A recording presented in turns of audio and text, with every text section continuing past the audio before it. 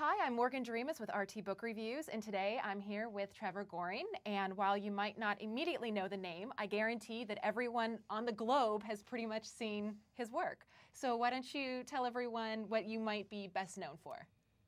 Well, I've probably worked on over about 50 feature films. The first film I worked on was Independence Day.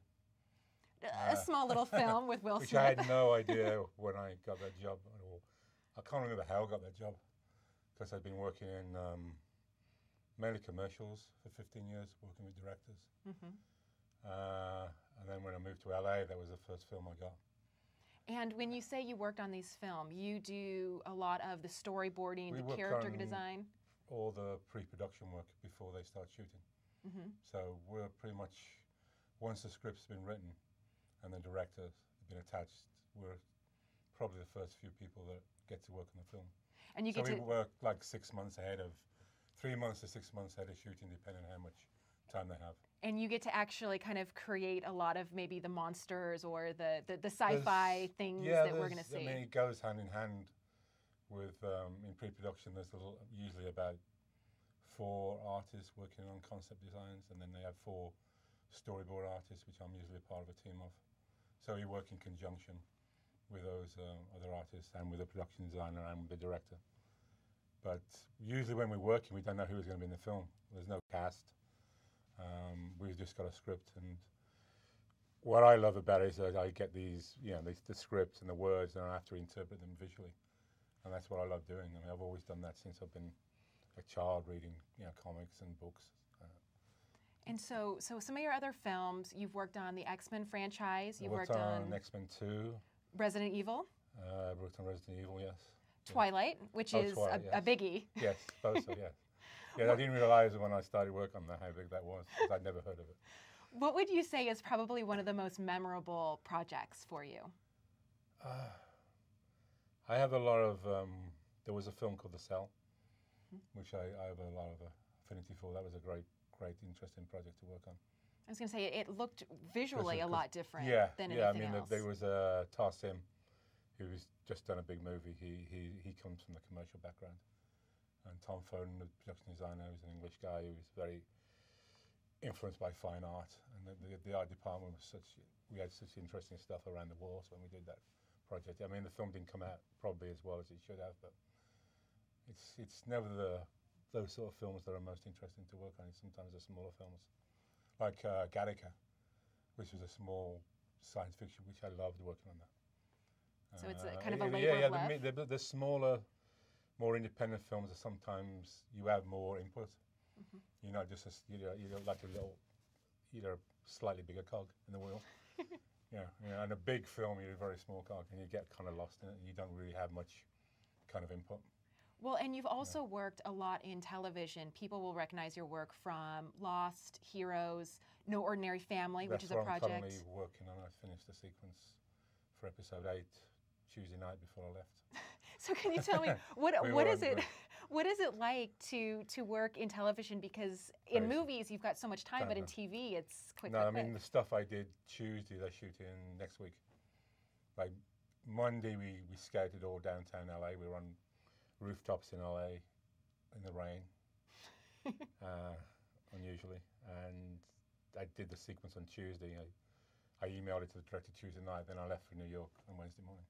And when you're shooting next week. When you're doing your storyboards, are you using pen and ink, or are you doing computers? I'm still old school. I do use computers. I obviously scan and email and all that sort of stuff. I've started to use a Cintiq where you actually draw on the screen, but I'm kind of behind the curve a little bit and trying to get up to speed. All the younger guys are so much more into that sort of stuff than I am, because I grew up working with pen and ink and magic markers, and I'm still quicker doing that, but I see the benefit of it, and I'm just trying to get a job where I have the time to learn that technology.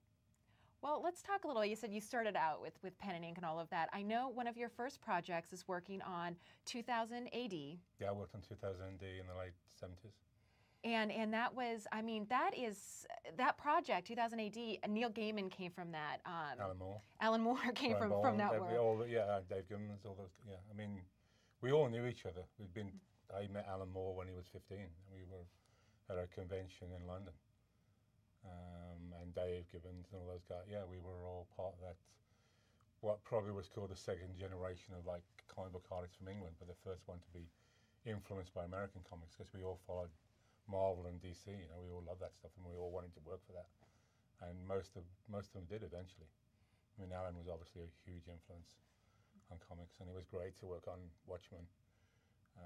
You know, knowing Dave really well, and you know, over those years, Watchmen was a particularly great project to work on.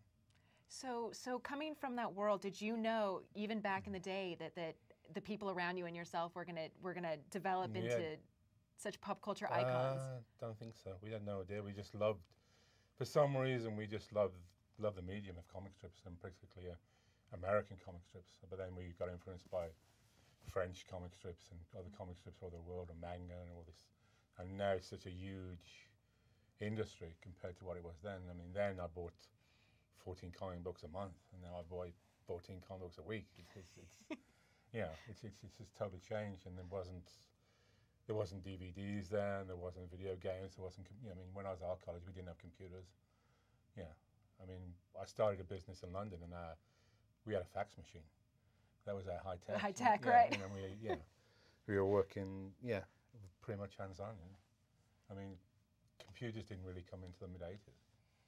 So if you had to, you know, knowing this world so much, if you had to take a person that might not have read a lot of comics or new to the industry, what would you tell them? Where should they go, and what should they look for to kind of get them started? Oh, you have to read Watchmen, I think. I think Watchmen is like the superhero comic. And anything Alan Moore writes, but definitely Watchmen, Sandman, Neil Gaiman, anything by Brian K. Vaughan, Why the Last Man. That's terrific. I mean, there's such a broad spectrum of genres now. I mean, it used to be like pretty much science fiction, sci-fi, and now it's all over wherever you want.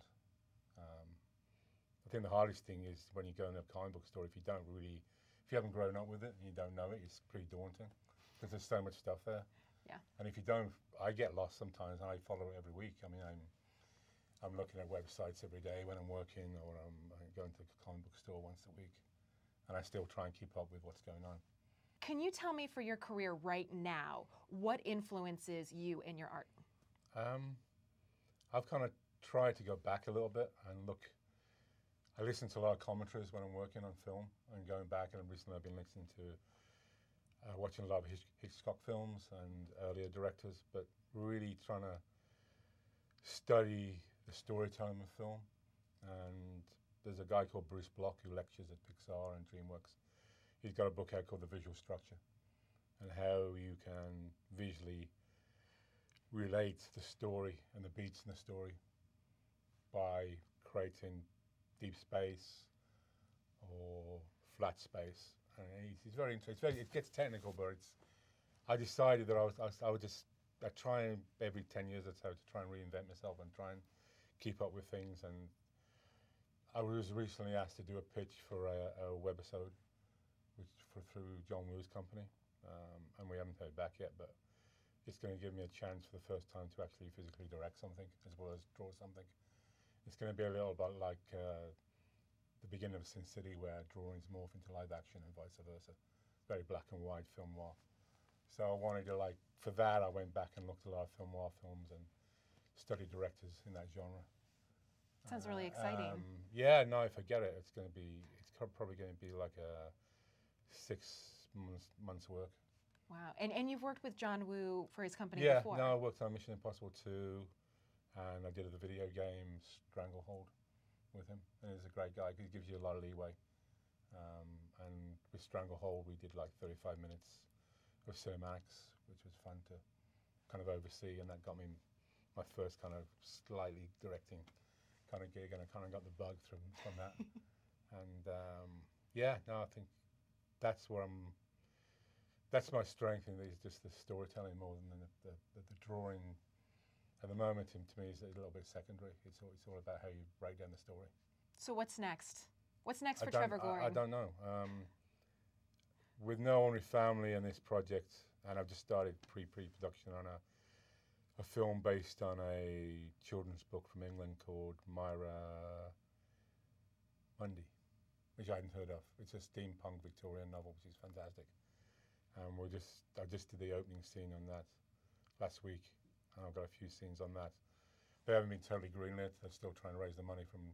I'm doing 4 scenes for them. They're doing a little bit of design work on it and see if that goes. That might take up a lot of time. Well, I'm looking forward. And then there's another couple of.